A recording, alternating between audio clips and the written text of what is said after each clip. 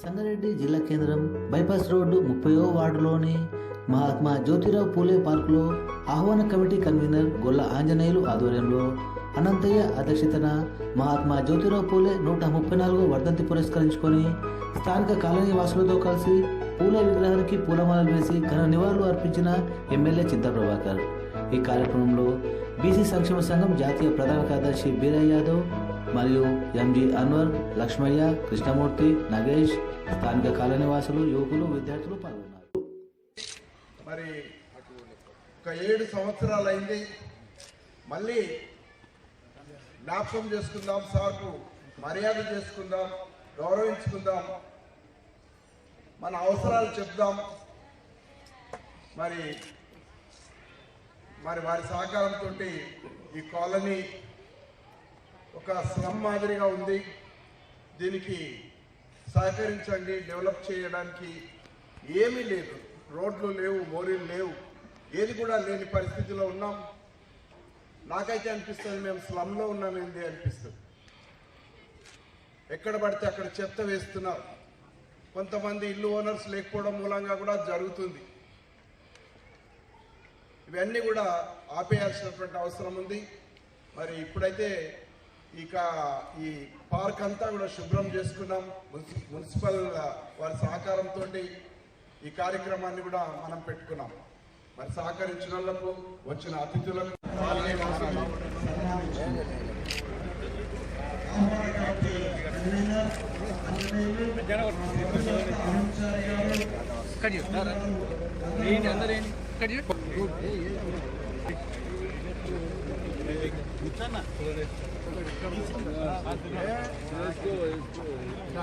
రెడ్డి గారు ఎక్కడ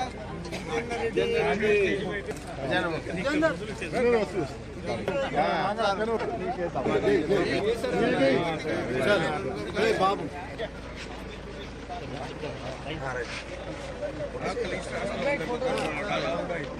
जोहार महात्मा फूले, जोहार महात्मा फूले, जोहार महात्मा फूले, महात्मा फूले आलोचन विधानम कुलगणना कुलगणना कुलगणना कुलगणना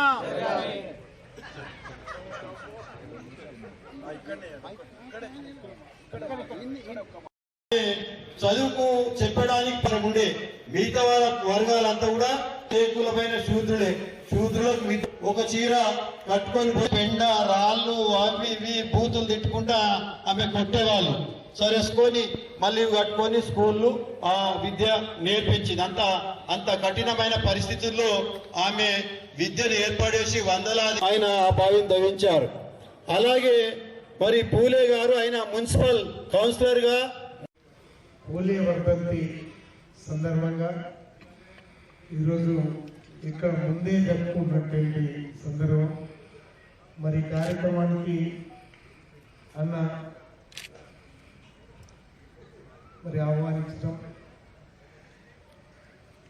మరి కొన్న వీరన్న కానీ ఈ వార్డుకి సంబంధించిన గొల్ల ఆంజనేయులు గారు కానీ ఈ వార్డు పెద్దలందరికీ హృదయపూర్వకంగా నమస్కారాలు.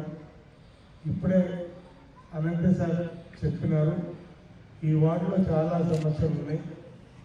అపరిష్కృతంగా ఉన్న సమస్యలు మీరు చేయాలని చెప్పినారు. మరి గతంలో కూడా ఎస్డిఎఫ్ ద్వారా ఈ గల్లీకి ₹1 కోటి పెట్టడం జరిగింది.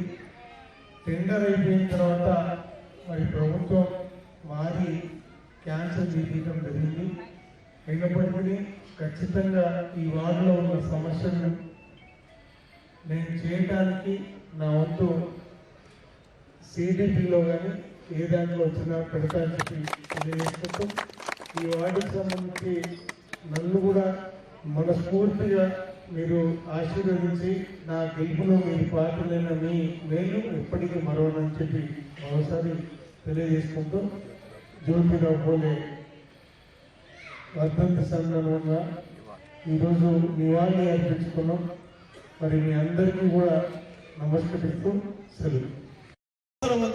మహిళల పట్ల ఆయన చూపించిన ప్రేమను మనము సూచించవలసిన అవసరం ఉంది. లింగ వివక్ష ఉండకుండా, అలాగే కుల వివక్ష ఉండకుండా పెత్తందారి వ్యవస్థకు వ్యతిరేకంగా పోరాటం చేసినటువంటి పూలే గారి ఆశయాలను, లక్షణాలను అలవర్చుకోవాల్సిన అవసరం ఉంది.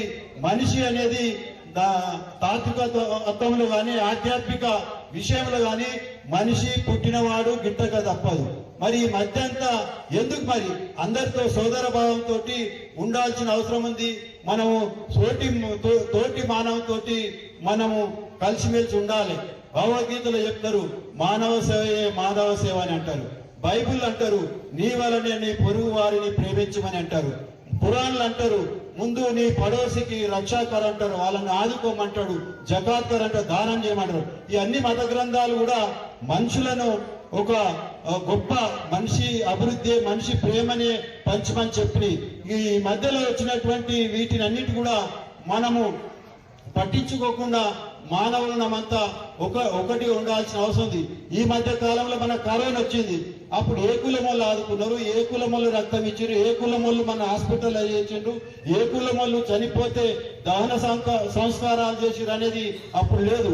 కాబట్టి మనిషి నిత్యము మనము సోదర భావంతో పక్క మనుషులను ప్రేమించే తత్వాన్ని రావాల్సిన అవసరం లేదు. గొప్ప వాళ్ళు కూడా మనకు ఒక మంచి సందేశాన్ని ఇచ్చిపోతారు. వాళ్ళని మనం జన్మదినం కానీ, జయంతి కానీ, వర్ధంతులు కానీ చేస్తాం. ఈ దేశంలో టాటా, బిర్లాలు, ఆదానీలు, అంబానీలు ఉన్నారు. వాళ్ళకు జయంతులు, వర్ధంతులు చేయరు. ఒక అంబేద్కర్కి చేస్తాం, ఒక పూలేకి చేస్తాం, ఒక సాక లైలమ్మకి చేస్తాం, ఒక దొడ్డి కొమ్మరయ్యకి చేస్తాం, ఇలాంటి వాళ్ళకి చేస్తాం తప్ప డబ్బులు ఉన్న వాళ్ళకి చేయరు. కాబట్టి మనిషి సోదర భావంతో మరి కలిసిమెలిసి అలాగే సంఘ జీవనంతో ఉండవలసిన అవసరం ఉంది. మనకు తాత్వికవేత్తలైనటువంటి బుద్ధుడు అదే బోధన చేశాడు. బసవేశ్వరుడు అదే చెప్పారు, నీ కాయకమే కైలాసం అన్నాడు. అలాగే పనే దైవం అన్నాడు, వర్షిప్ అన్నాడు. అదే కాయమే కైలాసం కూడా అన్నాడు, నీ దేహమే కైలాసం అని చెప్పిండు. బుద్ధుడు అనేమన్నాడు, సంఘం శరణం గచ్చామి, బుద్ధం శరణం గచ్చామి అన్నాడు. అంటే సంఘమే నీకు అన్ని అనేది చెప్పాడు. మరి ఇవన్నీ కూడా మనం రోజు మనకు జీవితంలో మూడు ముఖ్యమైనవి ఉంటాయి. ఒకటి తల్లిదండ్రుల దగ్గర మంచి అభ్యాసము, రీతి రివాజు, క్యారెక్టర్ నేర్చుకుంటాం. రెండోది స్కూల్లో నేర్చుకుంటాం. పాఠాలు చెప్తారు పంతులు, ఇట్లుండాలి, ఈ విధంగా ఉండాలి, సేవ చేయాలి, మంచి గుణాలు అలవర్చుకోవాలి. మూడు మతం చెప్తుంది. చర్చిలో కానీ, మసీదులో కానీ, దేవాలయాలు కూడా మనకు మంచి నేర్పుతాయి. ఈ మూడు సంస్థలు కూడా మనిషిని పరిపూర్ణ వ్యక్తిగా తీర్చిదిద్దాల్సిన అవసరం ఉంది. ఈనాడు ఏదైతే జరుగుతున్నాయో సాంఘిక అసమానతలు కానీ, ఇంకా ఈ రుగ్మతలు ఉన్నాయి కొన్ని ఈ మధ్య కాలంలో, వాటిని నేను చెప్పదలుచుకోలేను. కానీ 18th सेंचुरी में जब यहाँ पर अंग्रेजों का दौर चल रहा था भारत देश में, इन्होंने महाराष्ट्र के सितारा में इनका जन्म हुआ और पुणे में इनका देहांत हुआ। और ये बहुत बड़े रिफॉर्मर थे जिन्होंने समाज से तालीम के सिलसिले में स्ट्रगल किया, फाइट किया और तालीम की अहमियत को दलित तबकात में और जिनको अछूत करार दिया गया था, शूद्र हैं और माली, अभी जैसा कि मीरा यादव साहब ने कहा कि उनकी जात दरअसल माली थी। माली हमारे उर्दू में कहते हैं बागबान, यानी झाड़ लगाने वाले, पानी डालने वाले, फूल उगाने वाले वगैरह। तो इनको एजुकेशन का बड़ा शौक था महात्मा फुले को। जब वो स्कूल को जाते थे तो उनको सताया जाता था। बड़ी जात के लोग, उनके बच्चे इनको सताते थे। तो उन्होंने तय किया कि लोग सता रहे, स्कूल को मत जाओ। तो उनके वालिद के एक दोस्त थे, अब्दुल गफ्फार साहब उनका नाम, मुस्लिम। उन्होंने इनके वालिद को समझाया कि बच्चा पढ़ने का शौकीन है, पढ़ना चाह रहा है, तो उसकी तालीम कंटिन्यू रखो। उसके नतीजे में महात्मा फुले को फिर स्कूल जाने का मौका मिला। వచ్చిన విలేకరులు అనంతయ్య సార్ గారు, వీరయ్య యాదవ్ గారు, ఇక్కడ గల్లీ పెద్దలు, ఎమ్మెల్యే గారు, శాసనసభ సంగారెడ్డి వచ్చినందుకు నా నమస్కారం.